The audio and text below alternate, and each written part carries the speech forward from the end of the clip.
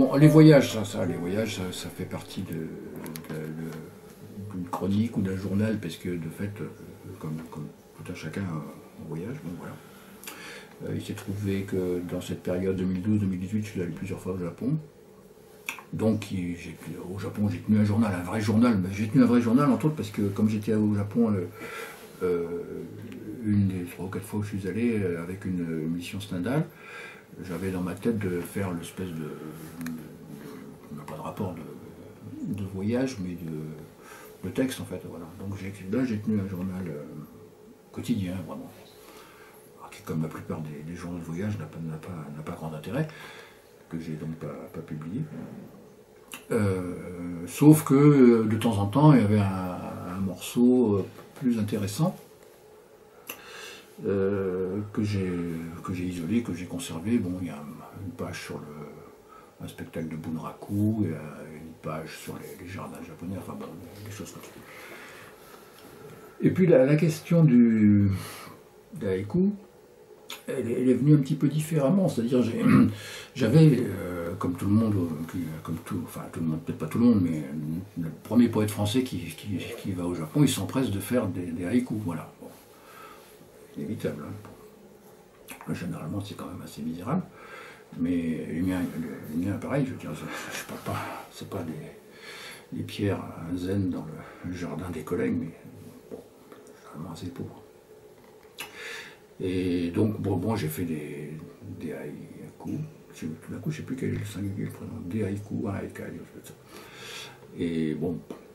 Mais comme j'ai une petite pulsion épistémologique qui me travaille tout le temps, je suis allé quand même beaucoup me renseigner sur la question du haïkai, ce que c'était, d'où ça venait, pourquoi, comment.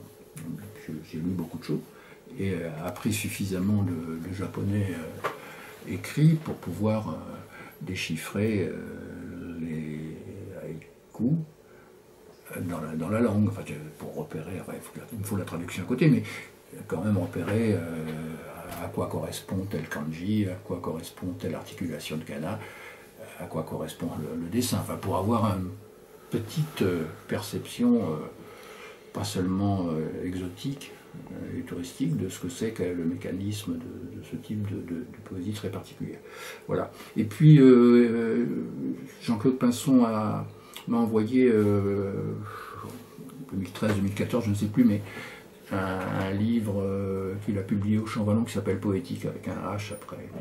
Et dans ce livre, il y a quelques réflexions sur les haïkus qui m'ont un peu remis en tête cette question. J'étais pas d'accord avec ce que disait Pinson. Enfin, d'accord, d'ailleurs, ça ne veut pas dire grand-chose. J'avais pas la même sensation que lui, qui reprenait plutôt ce que dit Roland Barthes sur ce type de poème.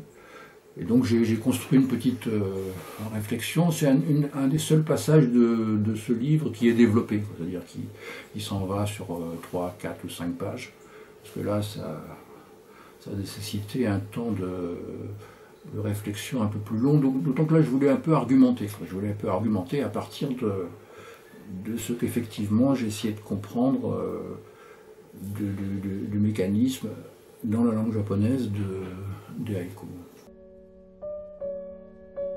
Mais bon, mais Venise, c'est essentiellement la peinture.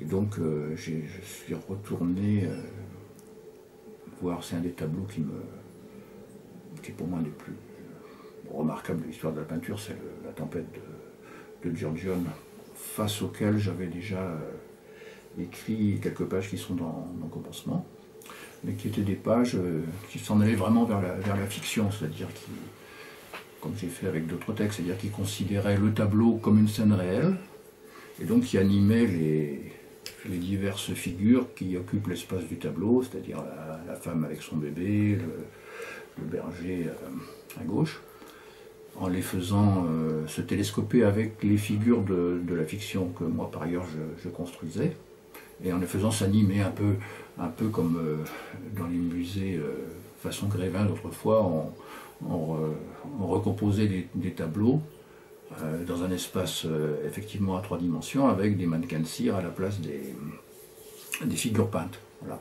Comme si tout d'un coup c'était une scène réelle. alors pas seulement dans la perspective d'une, comment dire, d'une invention de l'ordre de l'imaginaire, mais en réfléchissant dans le même mouvement comment dire, aux questions spécifiquement artistiques, picturales que pose ce tableau de Giorgione, voilà, qui en a posé tellement qu'il y a des wagons de littérature sur ce livre, dont certains très intéressants, le livre de Salvatore Settis, il y a un livre de Ginsburg aussi, si je me souviens bien. Enfin bon, voilà, bon, c'est un tableau qui a fait énormément parler, énormément écrire, à cause de son programme iconographique assez bizarre, enfin, etc. Et donc je me suis remis là à Venise devant ce tableau et j'ai pris beaucoup de notes là du coup dans les petits carnets. Et puis j'ai rédigé au retour quelque chose qui là est aussi un peu plus développé, alors qui ne donne pas la sensation du développement parce qu'il est coupé entre plusieurs passages assez brefs finalement, enfin, avec aussi il y a un poème, il y a une espèce de commentaire amusé, enfin amusé, je ne sais pas s'il est amusant, mais pour moi il est amusé des diverses interprétations, enfin diverses et extrêmement nombreuses interprétations auquel le programme iconographique du tableau a donné lieu. Voilà. Voilà, on peut passer en revue à peu près la quasi-totalité de la mythologie ancienne, hein, Adam et Ève, aussi bien que Dionysos et machin, enfin, tout y est passé sur ce tableau. Voilà, donc, du coup j'ai fini par construire une espèce de petit commentaire de ce tableau, donc ça donne une séquence aussi dans le livre, mais encore une fois entrecoupé, parce qu'il y a d'autres choses entre temps, il y a des choses sur Tintoret, il y a des choses sur la chanson et la poésie qui viennent s'immiscer là-dedans. Bon, voilà. Un poète comme j'essaie d'être, un petit peu mieux maintenant, moi on me demande des choses. Et là c'était Pierre Vinclair, le poète qui publie chez Flammarion, entre autres, qui m'a demandé de faire un texte. Alors la contrainte était très précise parce que ça devait venir dans un livre de Pierre Vinclair, fait uniquement de dizains, au sens le plus classique du dizain, consacré à des animaux en fait. Voilà. C'était dans une perspective un petit peu comme ça, écologique, enfin les espèces en voie de disparition. Voilà. Donc moi j'aime bien le travail de Pierre Vinclair, et je dis ok, oui bien sûr. Et donc j'ai fait ce petit poème sur une espèce non pas en voie de disparition, mais carrément disparue, et pour des raisons comment dire, historiques précises, puisque liées à la colonisation et à l'extermination de cet oiseau par les nouveaux arrivants, pour des raisons de pur plaisir destructeur d'une part, et puis de nourriture à donner aux cochons et aux chiens. Donc j'ai fait ça en aggravant un petit peu la contrainte, parce que moi j'ai fait un dizain en décasyllabes, donc 10 x 10. Et puis voilà, j'ai donné ce texte-là, sur internet, je sais plus là. Mais après ça m'a fait réfléchir aussi à pourquoi cette histoire-là m'intéressait. Et donc j'en ai tiré, alors c'est la page qui suit, une petite réflexion sur